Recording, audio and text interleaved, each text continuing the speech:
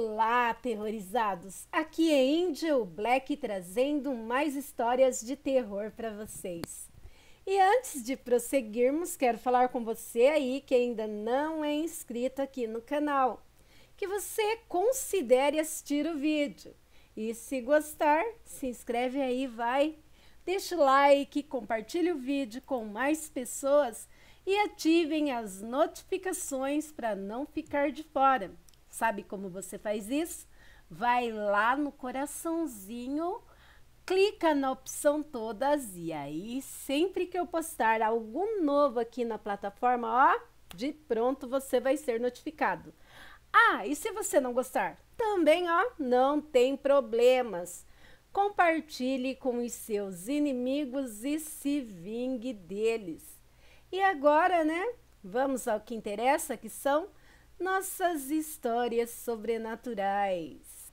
A sombra do gêmeo. A maldição que veio com o filho. Numa vila esquecida, entre serras, sabe? Onde o mato cobre até o som. E o vento, este sopra nomes antigos.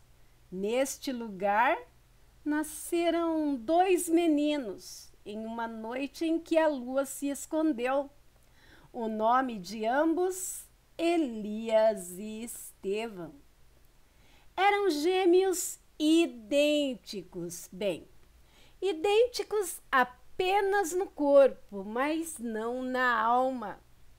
Elias era calmo desde o berço, dormia fácil, olhava com doçura, parecia carregar a paz nos ombros.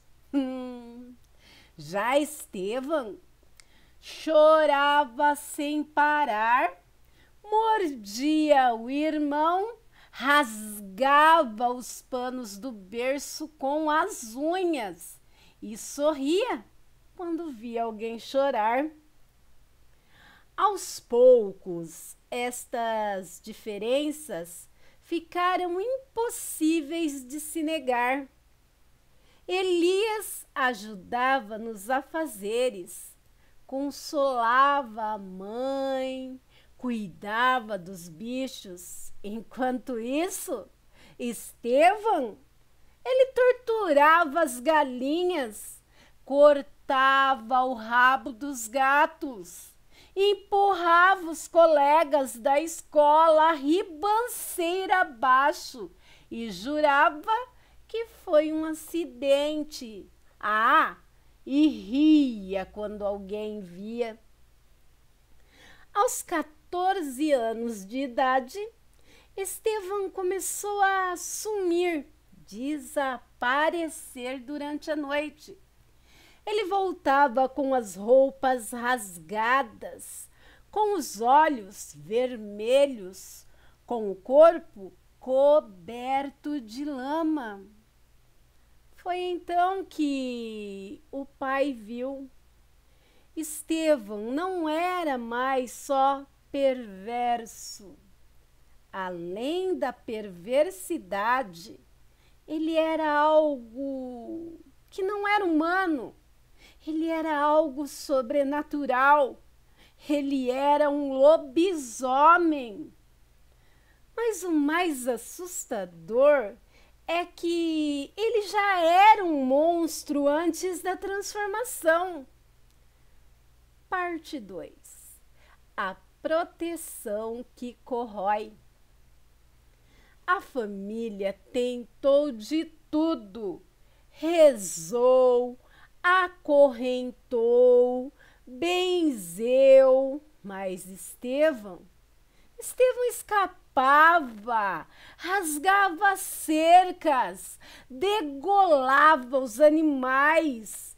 Estevão espalhava o medo e Elias apagava os rastros, enterrava os corpos, mentia. Para quê? Para proteger o irmão. A mãe, a pobre mãe, esta rezava com os olhos fundos. O pai já não falava quase nada. Elias, antes sorridente, vira um homem silencioso, consumido pela culpa de carregar a sombra do irmão.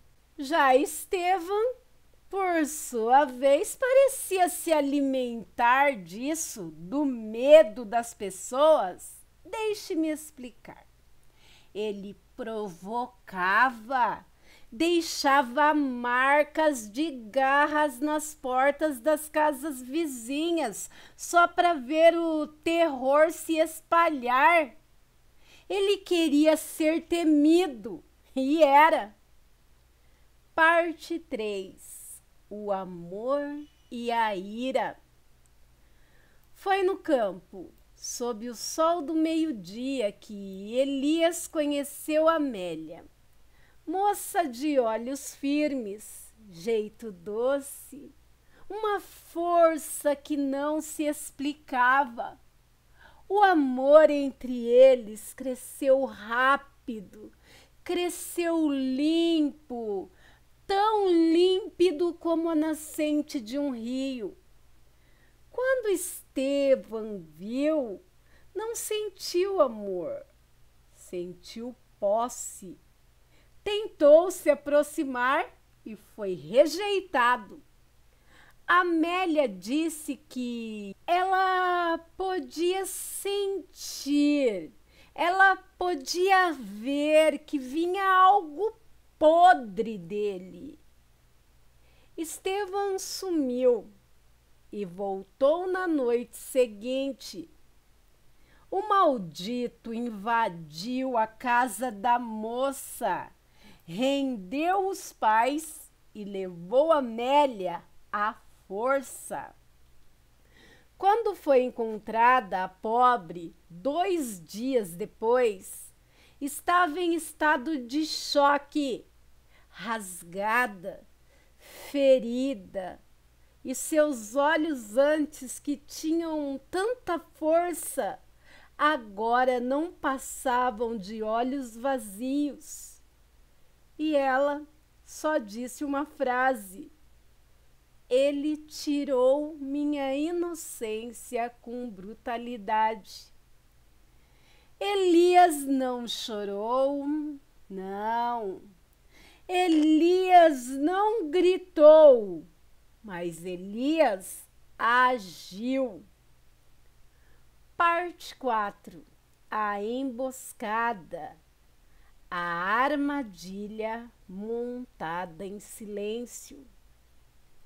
Elias, o pai e os homens da vila prepararam uma clareira funda no mato. Cravaram lanças de madeira temperadas com sal. Espalharam arruda, cal, óleo de mamona e no centro um espantalho vestidos com o trapo de Amélia. E o mesmo estava banhado em sangue de porco e perfumado com as ervas que a mesma usava em seu banho. Era um truque. Amélia nunca soube. Elias jamais deixaria que ela participasse daquilo. Na noite seguinte, a lua cheia subiu no céu e com ela o monstro. Estevão chegou sorrindo, farejou, rodeou e caiu na armadilha. Preso, ferido, mas ainda ameaçador. Elias se aproximou, os olhos de um irmão em ruína, encarando o que restava do outro. Estevão gritou: "Você está matando um homem!" E Elias respondeu firme: "Não, eu estou matando um monstro." E jogou a tocha. O fogo engoliu a fera.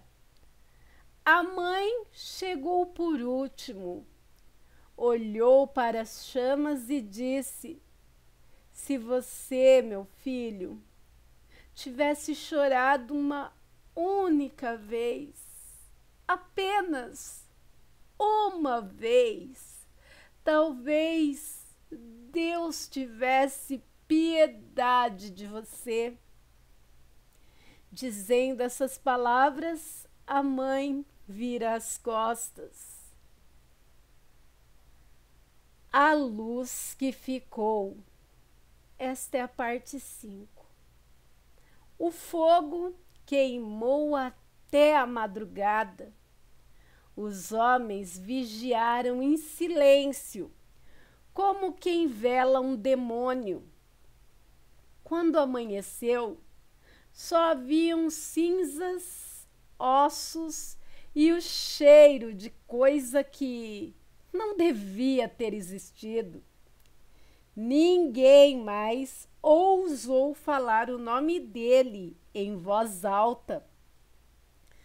Amélia voltou para a casa dos pais. Elias permaneceu por perto, mas sem cobrar presença. Ele ajudava no que podia. Aos poucos, ela foi voltando a olhar nos olhos dele. Depois, voltou a sorrir. Nunca pediram desculpas um ao outro. Não precisavam. O tempo passou devagar e trouxe um milagre.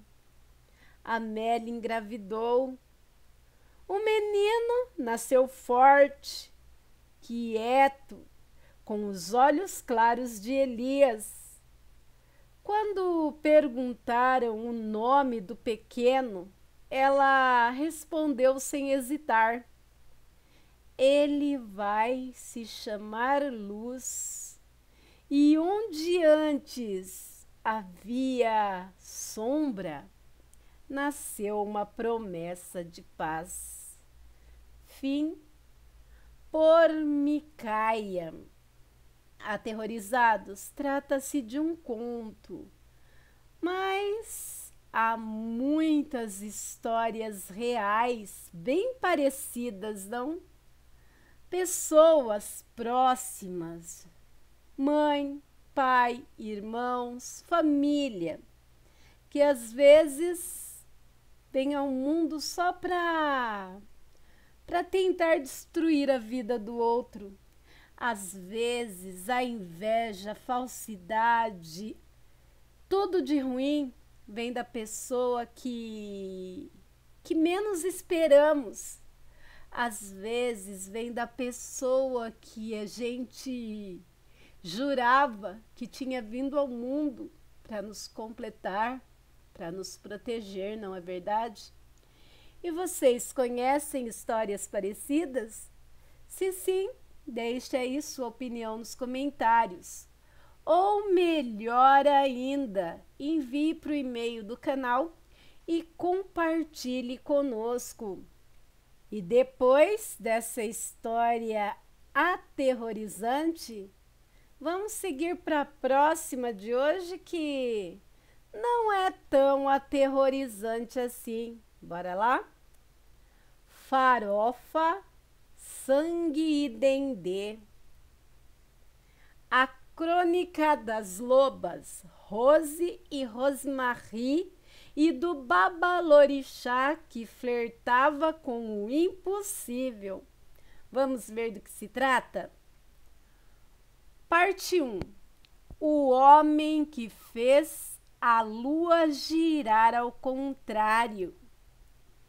Dizem que quando pai Vitor de Xangô chegou à Pedra do Retiro, a lua parou de nascer por 3 noites, envergonhada. A cidade, já esquecida pelo tempo e pelos mapas, virou palco de acontecimentos que desafiavam a paciência dos vivos e a compostura dos mortos. Pai Vitor não era padre nem doutor, era babalorixá por herança, vocação e teimosia.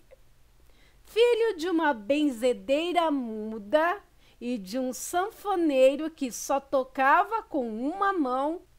Eita preuga! E o que ele fazia? Ninguém sabia explicar direito, mas todo mundo contava. Seus milagres, com o tempo, viraram lenda.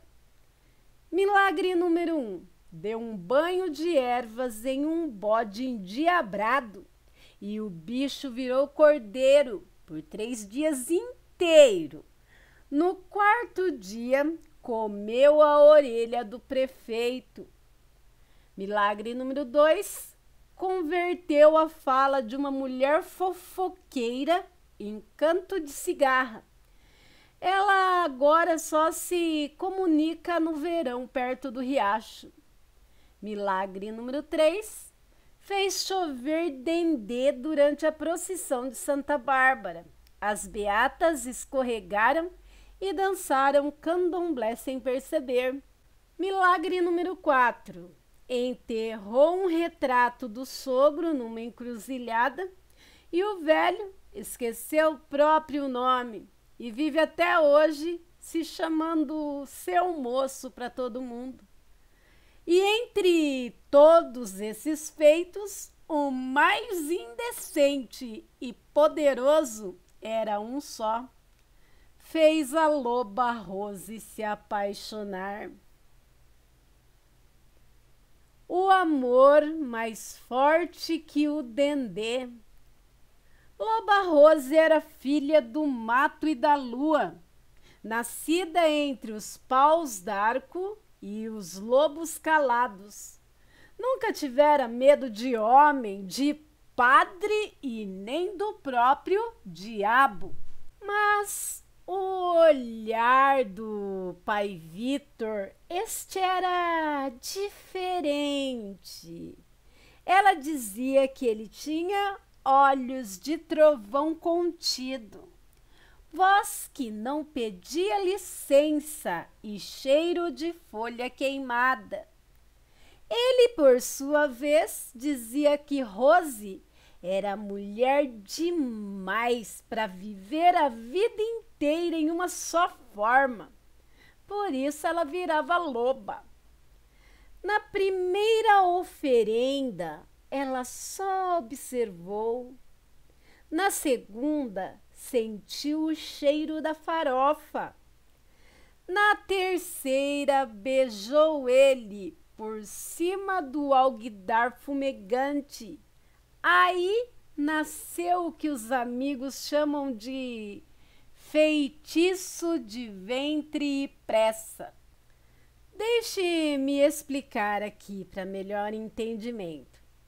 Trata-se de uma paixão tão profunda que se confundia com amor, com possessão, com fome e saudade, cio com reza.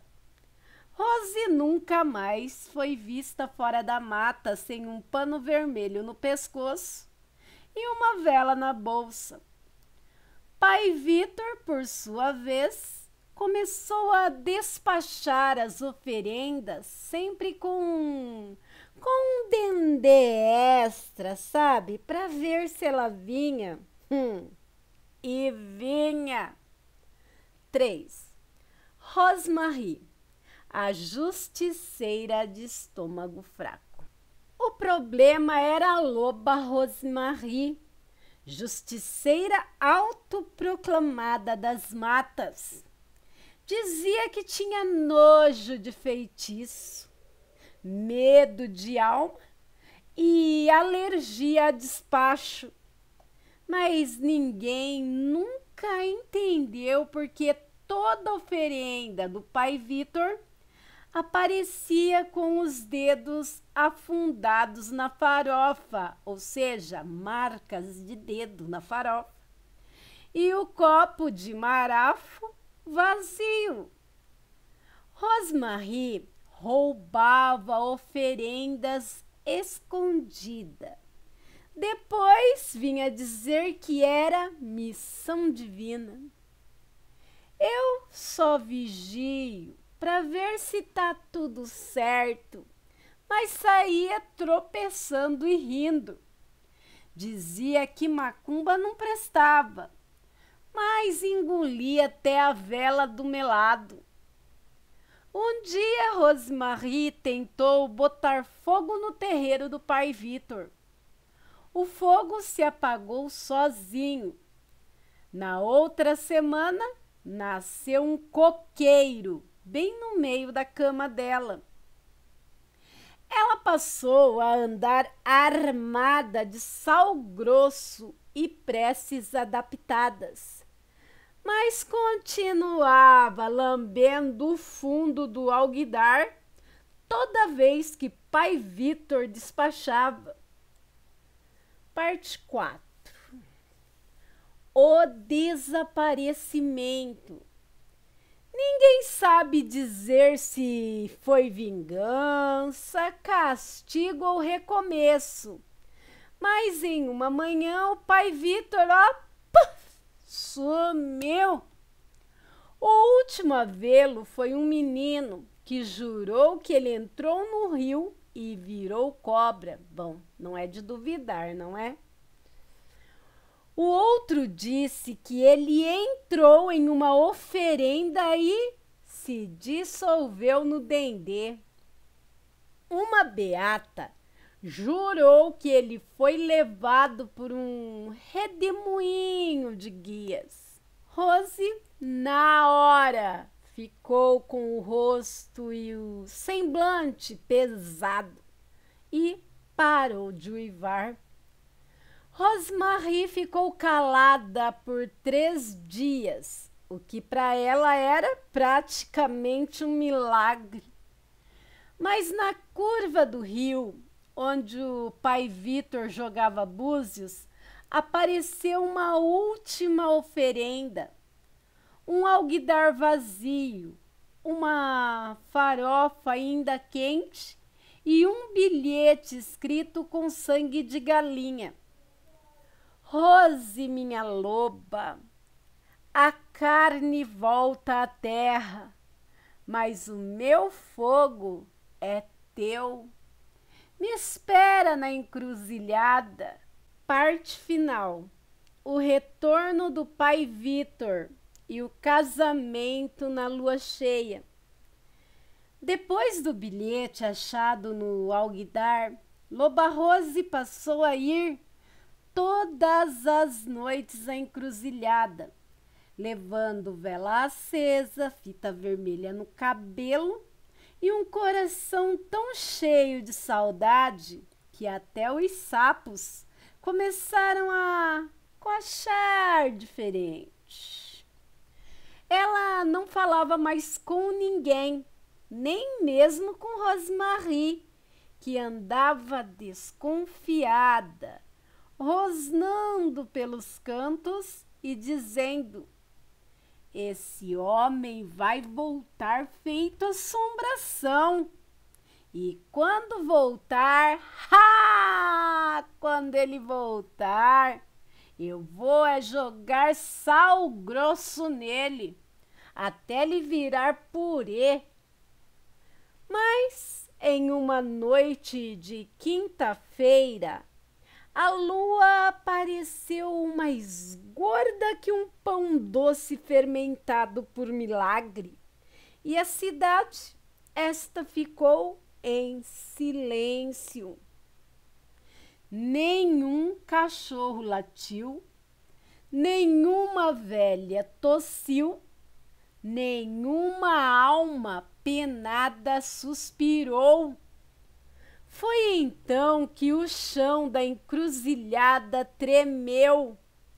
O alguidar se ergueu sozinho e do meio do dendê borbulhante saiu o pai Vitor, nu da cintura para cima, coberto de penas de galinha, com os olhos acesos e um sorriso de quem já sabia de tudo.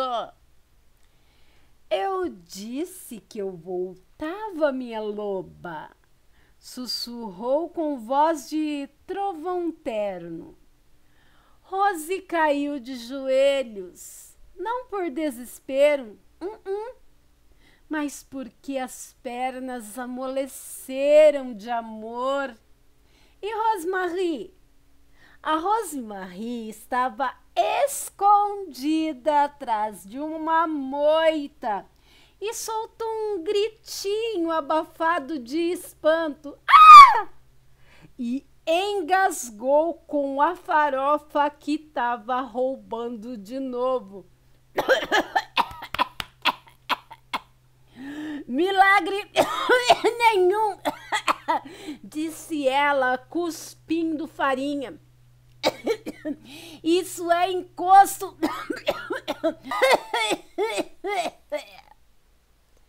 Mas o que ninguém esperava era o que estava por vir depois. O que veio depois? O casamento da lua cheia. Pai Vitor não queria só voltar, ele queria casar. Mandou convite escrito em folha de mamona espalhada pelo vento. Mandou costurar um terno com tecido benzido e encomendou a aliança de um ourive cego que trabalhava só por intuição e toque de tambor.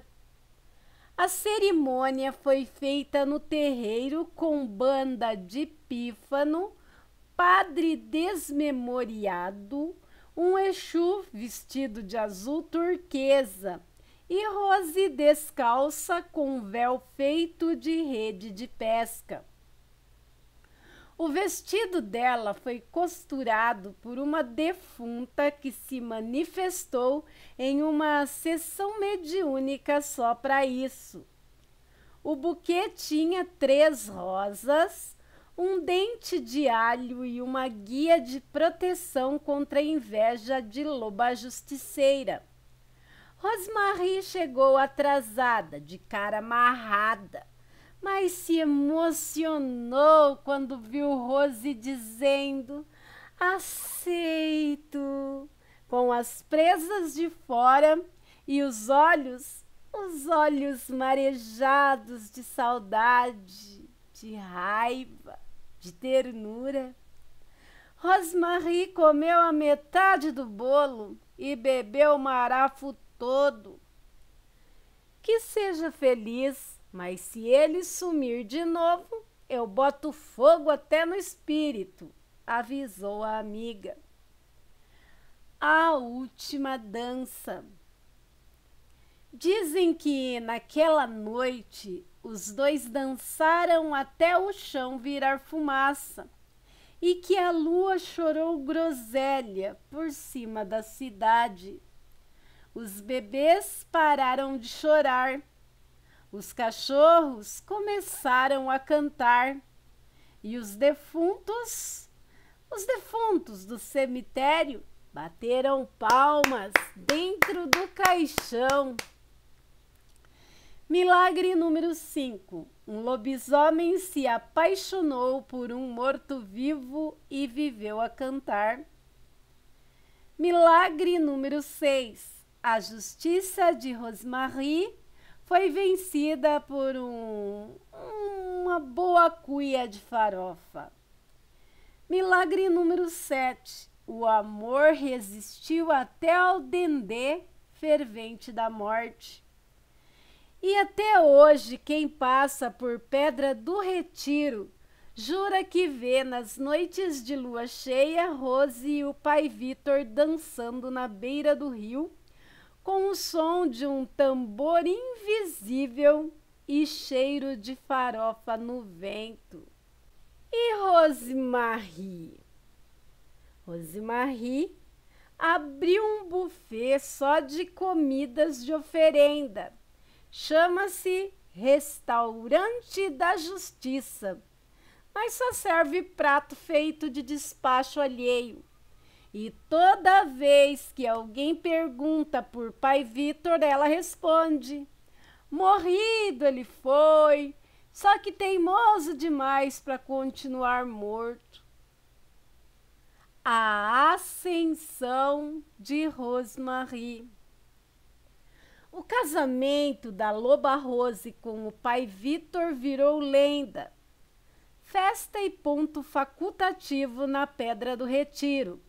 Mas ninguém jamais esqueceu a noite em que Rosemarie foi arrebatada pelos ETs. Arrebatada, abduzida, com farofa e marafo nas mãos. Foi numa terça-feira comum. O povo ainda limpava os restos do casamento. Eram guias quebradas, plumas do Pai Vitor, velas derretidas em formatos indecentes, se é que vocês me entendem. Rosemarie estava embriagada de cachaça até o caneco, ressentimento e comida de santo. Ela invadiu o terreiro com um copo de marafo roubado e uma tigela de barro cheia de farofa do Pai Vitor. Ela subiu na mesa de oferendas e gritou: se o amor vence até a morte, então eu escolho ser abduzida. Me levem! Me levem, seus cabeçudos de outra galáxia! Haha! Mal ela falou isso, e o que aconteceu? O céu se abriu. Bem, pelo menos foi isso que pareceu. De dentro das nuvens lilazes, desceu uma nave brilhante com os piscas-piscas coloridos, piscando, piscando, e um som de atabaque remixado com música de elevador. Rosemarie começou a flutuar de braços abertos, cabelos soltos ao vento e a sandália caindo no terreiro e a guia enrolada no tornozelo. Enquanto ela subia, jogava beijinhos para a multidão e dizia: fiquem com a herança da minha sabedoria. A justiça está no dendê. Meu Deus. Aterrorizados, me desculpem. Está impossível isso aqui ser gravado sem rir, tá bom? Vamos prosseguir aqui com o conto. Na outra mão, ela erguia o copo de marafo em saudação e balançava a tigela, fazendo chover farofa quente sobre o povo trabalhando, que olhava tudo com o pescoço torto. Alguns diziam que a farofa curava calvície. Outros diziam que a farofa fazia esquecer ex. Uma besta comeu um punhado e entrou em transe. Um vereador escorregou e teve uma epifania. Largou o cargo e virou pai de santo. Quando a nave sumiu entre as nuvens, o vento espalhou a última frase da loba justiceira. E não esqueçam de mim, ou das oferendas. Desde então, ninguém mais ousa comer farofa sem se benzer 3 vezes. E quem escuta um tambor diferente olha para o céu antes de olhar para o mato. Loba Rose e Pai Vitor vivem juntos até hoje, dançando, brigando e cozinhando feitiço em fogo brando. E Rosemarie? Bem, diz a lenda que ela virou ministra de alimentação intergaláctica e só retorna à Terra quando alguém despreza um despacho bem feito. Por Micaia. E aí, aterrorizados, gostaram do vídeo? Primeira história, terror. Segunda, nem tão terror assim, para descontrair. Nem só de terror a gente vive, não é? Se você gostou desse tipo de vídeo, deixa aí nos comentários, que aí traremos mais assim, terror comédia, digamos assim, de vez em quando para descontrair, como eu disse. Se vocês gostaram do vídeo e ainda não é inscrito no canal, se inscreve, vai! Vem para minha alcateia, você também vem. E peço também a todos os meus aterrorizados que já estão comigo há muito tempo aqui no canal, que não saia desse vídeo sem deixar o like, sem compartilhar o vídeo com mais pessoas e ativar as notificações do canal para não ficar de fora sempre que eu postar algo novo aqui na plataforma. Todos esses passos ajudam muito o canal Aterrorizados, vocês nem têm noção, e eu agradeço aqui do fundo do meu coração. Quero deixar um recadinho aqui. O YouTube está deixando uma opção para quem quiser ajudar o canal, que não é como o Superchat e os Super Stickers que você compra figurinha. Essa é a opção de ir para o canal. Se por acaso, quando vocês chegarem para ver o vídeo e ver uma estrelinha escrito IPAR, pode clicar em cima, se você quiser dar um up para o canal, pois não custa nada e ajuda muito, aterrorizados. Vocês não têm noção de quanto. Agora, quem quiser dar um super chat, um super stickers também, eu não vou reclamar, tá bom? Amores, se você tem um relato, um conto, uma história e queira compartilhar conosco, uma experiência sua ou de um conhecido com o sobrenatural, envie para o e-mail do canal que está na descrição do vídeo. Eu ficarei muito honrada em narrar por aqui. E o mais importante de tudo, voltem sempre, que eu estarei aqui esperando vocês com mais histórias de arrepiar, de se emocionar e, por que não, engasgar de tanto rir. Então, voltem, hein? Eu quero agradecer agora a todos que de alguma maneira me ajudam desde a criação até a divulgação do meu trabalho. E quero agradecer a cada um dos meus aterrorizados que estão sempre aqui comigo, não soltam a minha mão. Muito obrigado pela presença, pela permanência e pela paciência. Fiquem com Deus e até um próximo vídeo.